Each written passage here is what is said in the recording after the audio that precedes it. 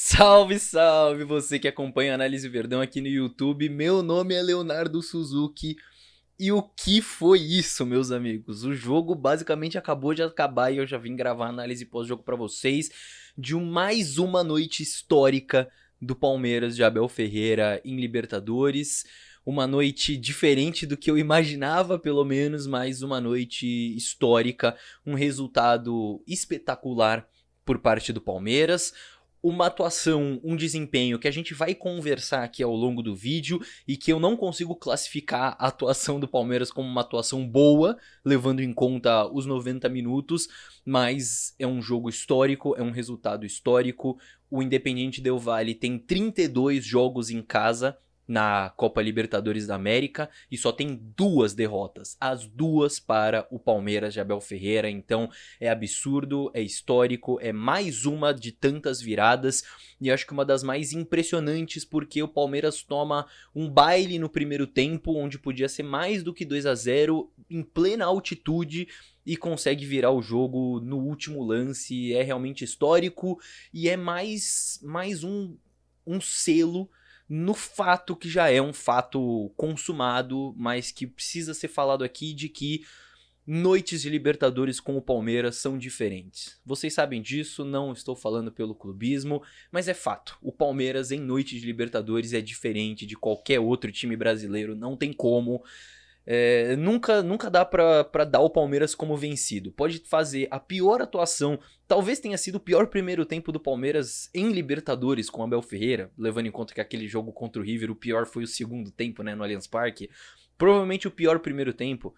E mesmo assim o time foi lá e buscou a virada. Não tem como dar esse time por vencido. Mais um jogo histórico. E falando de Abel Ferreira, que eu vou falar muito do Abel durante esse vídeo, na minha visão ele merece sim críticas pelo plano de jogo que ele mandou para campo no primeiro tempo, e merece muitos elogios pela substituição. Eu acho que o Abel, ele foi o principal responsável pelo primeiro tempo horrível do Palmeiras e foi o principal responsável pela virada no segundo tempo com as substituições. Então, do inferno ao céu, não foi à toa, foi junto disso tudo, o Abel junto nesse processo, indo do inferno, do 0-2 no primeiro tempo ao céu, o 3-2 no segundo. Realmente absurdo, histórico, incrível, impressionante. Não consigo encontrar mais adjetivos, porque esse Palmeiras nos tira os adjetivos. Mas vale você deixar o seu like já agora, porque hoje eu vou falar bastante. Se prepare, pegue a sua pipoca, o seu refresco, sua água, porque hoje eu vou falar bastante aqui pra gente analisar esse jogo. Então já deixa o seu likezinho e vamos lá, com calma, porque assim, se o jogo foi do inferno ao céu, eu preciso começar pelo começo, certo? Depois de já ter feito alguns elogios aqui ao time, que merece todos os elogios pela resiliência, pela virada, a gente precisa começar primeiro do que deu errado, pra depois ir pro que deu certo e pra depois chegar na virada. Então vamos analisar com calma, porque também não é porque o Palmeiras venceu que eu vou vir aqui e falar que tá tudo certo e que foi uma grande atuação, porque não foi. Então vamos pro primeiro tempo, tá? Esse foi o plano de jogo, e quando eu falo plano de jogo eu falo a maneira com que o Palmeiras entrou para a partida. O plano de jogo que fez menos sentido pra mim em toda a era Abel Ferreira. Em toda a era Abel. Porque eu falei no vídeo anterior como o Palmeiras tinha vencido o Del Valle lá em 2021, né? E muita gente pode cair no papo de que o Palmeiras entrou igual porque tava só se defendendo no primeiro tempo. Só que o importante aqui é a gente entender que não é simplesmente o fato de se defender, é como o Palmeiras se defendeu. Então, quando eu falo que o plano de jogo pra mim não fez sentido, é porque parece que o Palmeiras entrou no primeiro tempo sem saber que tava jogando na altitude, sem saber como jogava o Del Valle, e claro que isso não é verdade, mas foi o que pareceu pela maneira com que o Palmeiras entrou. Lá em 2021, quando o Palmeiras ganhou de 1-0, o Palmeiras entrou marcando por zona, protegendo os espaços, marcando lá atrás. Isso dava mais campo pro Del Valle, mais tempo para eles pensarem com bola, só que menos correria pro Palmeiras, certo? Menos correria, a gente não tinha que ficar correndo tanto. Hoje, o Palmeiras entrou com uma marcação por encaixes individuais, certo? Como tem sido. Só que era um contexto de altitude, contra um time que se movimenta muito, que triangula, que troca de posição. Claramente não deu certo. certo? E na minha visão não foi uma boa escolha. Então, o Del Valle, que entrou ali, vamos dizer, num 4-3-3, o Palmeiras iniciou marcando com o Luan e o Gomes marcando o centroavante, o Piquerez e o Rocha marcando os dois pontas, né, daquele 4-3-3, os três meio-campistas do Palmeiras marcando individualmente os três meio-campistas do Del Valle, o Mike marcando as subidas do lateral esquerdo, e aí você tinha o Endrick marcando os zagueiros e o Rony marcando as subidas do lateral direito. Nos primeiros 5 minutos até tava trocado, até era o Endrick pela esquerda, mas deu 5, 7 minutos eles trocaram já, e ficou o Rony marcando pela esquerda e o Endrick marcando lá na frente.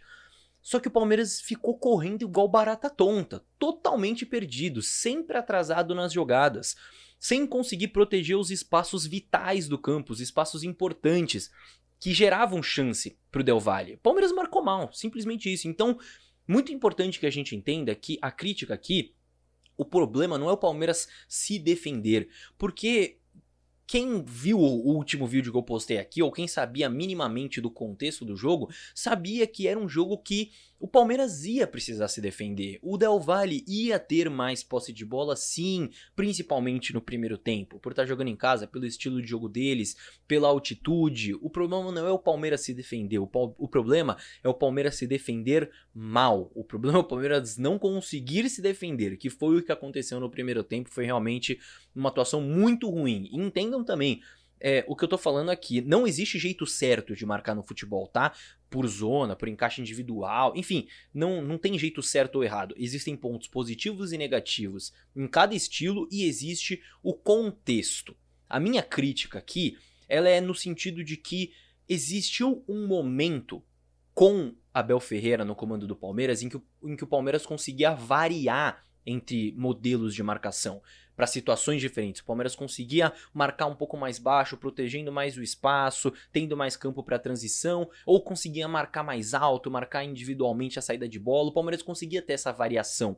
E hoje em dia eu não tô vendo essa variação. Então a minha crítica ela mora mais nesse sentido, de a gente não ter mais essa variação que é importante justamente para jogos como hoje. Então para mim, aí que morou o problema do primeiro tempo do Palmeiras, mas assim, ofensivamente também a bola queimou muito no pé do Palmeiras, né?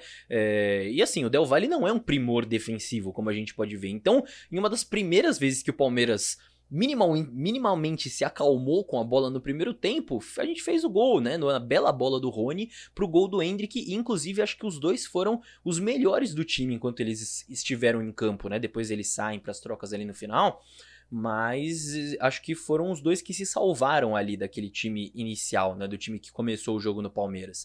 E aí, até falando individualmente, porque eu falei muito em relação a escolhas do Abel aqui, e claro que a atuação dos jogadores não passa só por isso, a gente teve algumas atuações individuais bem ruins de jogadores que começaram o jogo, né? O Piquerez, a falha dele no segundo gol é realmente inacreditável. O Gomes também, ele erra também no segundo gol. O tempo de bola dele para os duelos defensivos, assim como foi contra o Flamengo, está preocupante, está abaixo. Não sei se é uma boa colocar o Gomes para jogar todos os jogos a partir de agora. Enfim, vamos ver se ele consegue pegar esse ritmo ou não, mas tá complicado. O Gomes precisa voltar a ser o Gomes. E o Veiga, né? O Veiga eu acho que até demorou para sair. E foi uma grande surpresa pra mim ver o Veiga no time titular. Foi mais uma atuação bem ruim do Veiga. E aí eu resgato o que o Abel falou na última coletiva, né? De que era culpa dele, de que o Veiga tava jogando não na sua bateria máxima, que tava exigindo muito do Veiga fisicamente e tudo mais.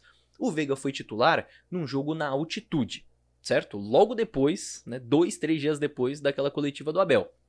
Ou seja, de duas uma, ou o Veiga jogou desgastado num jogo na altitude, o que pra mim é muito preocupante, ou não era exatamente verdade o que o Abel falou na coletiva e ele tava só tentando proteger o Veiga, o que pra mim não tem problema, não tem problema ele querer chamar aquilo pra ele, mesmo não sendo 100% verdade. Mas eu acho que o Veiga poderia ter sido poupado desde o início desse jogo, né? Poupar até ele psicologicamente ali, né? Ficar no banco e poder entrar no segundo tempo, no momento que o Palmeiras tivesse correndo atrás do resultado, como foi esse cenário, né? Enfim, mas claramente alguma coisa está errada ali e a gente espera que o Veiga retome a sua melhor fase, certo, meus amigos?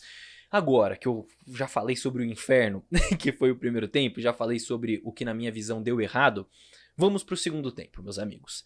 Palmeiras volta sim melhor para o segundo tempo, não tinha muito como piorar também, mas volta melhor.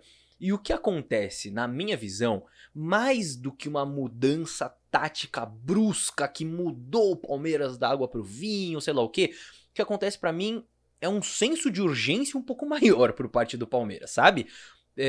Sabendo que estava atrás do resultado, sabendo que tinha feito um primeiro tempo péssimo, e com um senso de urgência maior, um pouco mais acordado para a vida. Então pressionando um pouco mais a bola, encurtando um pouco mais a marcação, pressionando mais a saída de bola do Del Valle, já que precisaria do resultado, e como precisava atacar mais, ficando um pouco mais com a bola, tendo um pouco mais de paciência nas suas posses, o que já foi uma evolução.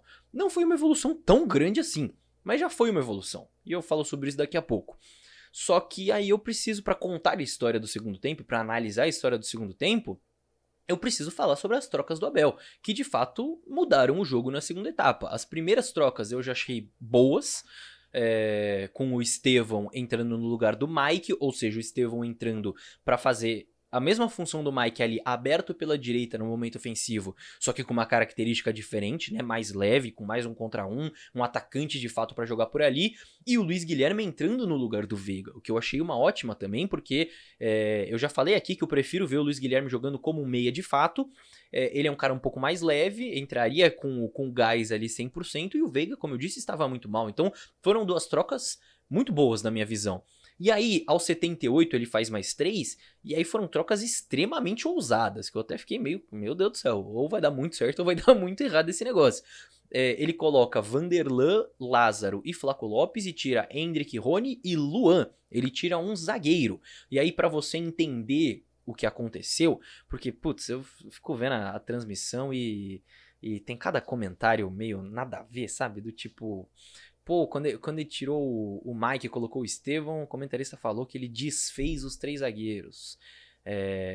E não é verdade, o Palmeiras continuou saindo com 3. Só mudou o Estevão aberto. Enfim, é um negócio complicado. Mas como ficou o time do Palmeiras depois dessas trocas? A saída de bola passou a ser feita com Marcos Rocha, Gomes e Piquerez. Então, 2 laterais pelo lado da saída de 3 para poder levar a bola mais para frente. Aníbal e Rios como a dupla de volantes. Abertos, em vez de ter 2 alas, eram 2 atacantes de fato, né? Com o Estevão e quem? E o Lázaro? Pode ser, já tô até me esquecendo já.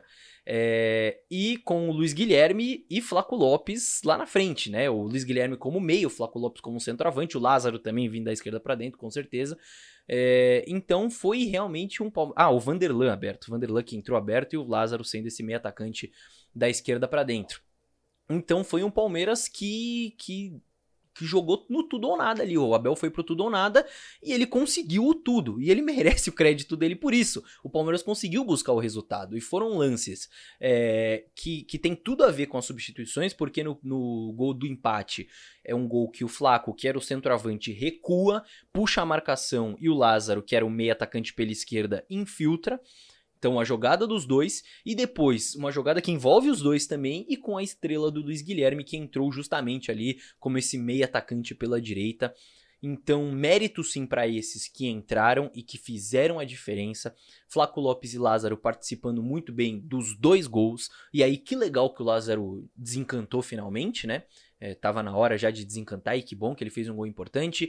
E o Luiz Guilherme também, e o Estevão também, que teve a sua importância, apesar de não participar de gol, foi importante ele ter entrado sim, e principalmente o Luiz Guilherme, tomara que ele engrene agora de fato, e merece ter mais oportunidades pela fase do Veiga, honestamente, e crédito pro Abel também.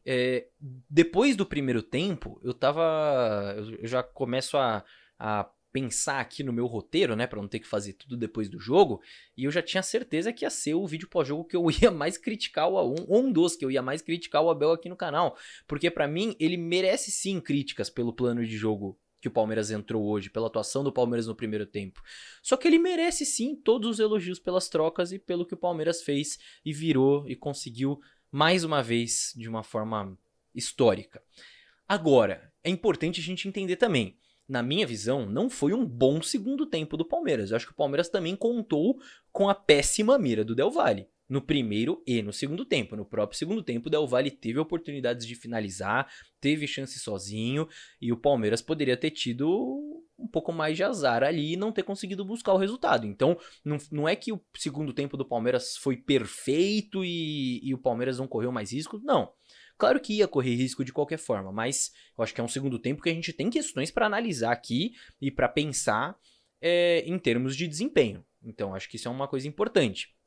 Agora, era sim um adversário muito difícil, não dá pra anular isso, eram condições muito difíceis. Como eu disse, com esse jogo de hoje, 32 partidas do Del Valle em casa, só 2 derrotas, as 2 para o Palmeiras de Abel Ferreira. Então a vitória, ela é espetacular, até pra moral do time, né? Mas é um resultado espetacular. Temos sim muitas coisas pra analisar e pra conversar ao longo dos dias e pra evoluir ao longo dos jogos em relação a desempenho. Temos sim, defensivo e ofensivo, posso trazer análises para vocês aqui no canal. Eu acho que o Palmeiras precisa voltar a buscar um equilíbrio que não está existindo. Eu acho que esse é um bom tema para vídeo, inclusive, mas tá faltando isso, e faltou isso hoje contra o Del Valle. Mas é claro que o clima é ótimo pela virada e que o grande ponto positivo, na minha visão, é que o Palmeiras mostrou mais uma vez que mesmo nos seus piores dias, a alma copeira de Libertadores ainda tá aí e não vai embora, aconteça o que acontecer. Porque o Palmeiras fez um péssimo primeiro tempo, o Palmeiras volta para o segundo tempo. Na minha visão, eu acho que os dois jogadores que estavam produzindo um pouco mais ali, que eram o Endrick e o Rony, eles saem, né? Provavelmente porque estavam meio esgotados já. E mesmo assim o Palmeiras vai lá com os moleques e consegue a virada contra o Del Valle. Então é muito, apesar do desempenho preocupar em alguns sentidos, é reconfortante, imagino que você sinta isso também, que o Palmeiras pode estar fazendo a pior partida da sua história. Não dá pra colocar esse time como perdeu o jogo já antes de acabar os 90 minutos. Não, esse Palmeiras, ele só perde quando o juiz apitar, todo mundo descer pro vestiário, os refletores do estádio apagarem, a torcida começar a sair, virar o outro dia, só assim.